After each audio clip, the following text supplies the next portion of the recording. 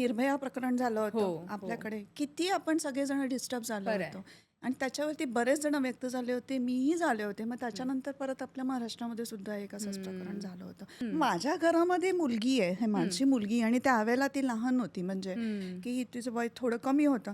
आता त्यावेळेला मला अचानक इथपर्यंत आलं होतं ते, की चीड आली होती एक आई म्हणून प्रश्न पडले होते. आणि मग ते बरोबर. कसे कवितेच्या ह्याच्यात रूपामध्ये उतरतात, की ओरडून झालं, किंचाळून झालं, वाचून झालं, लिहूनही झालं, 2 पायातल्या त्या जागेला 100 डोळ्यांनी ओरबाडून झालं. सगळं काही सुरूच आहे, काहीच कुठे संपेना. प्रश्न माझा साधा आहे, कुणी उत्तरच देईना.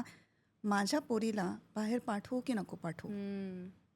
कोवळा जीव कुस्करला गेला, त्याचं निर्लज्ज राजकारण करून झालं. मेलेल्या मढ्यावरचं लोणी चाटून पुसून उरपूनही झालं.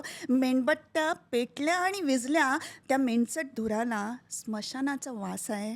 तो वास छातीत भरून घ्या आणि मग माझ्या प्रश्नाचं उत्तर द्या. माझ्या पोरीला बाहेर पाठवू की नको पाठवू? खरं आहे.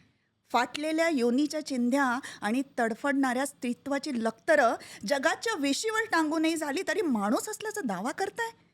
करा बाबांनो, सगळंच सुरू ठेवा, काहीच संपवू नका. जमलंच तर मात्र माझ्या या एका प्रश्नाचं उत्तर द्या. क्या बात माझ्या पोरीला बाहेर पाठवू की नको पाठवू?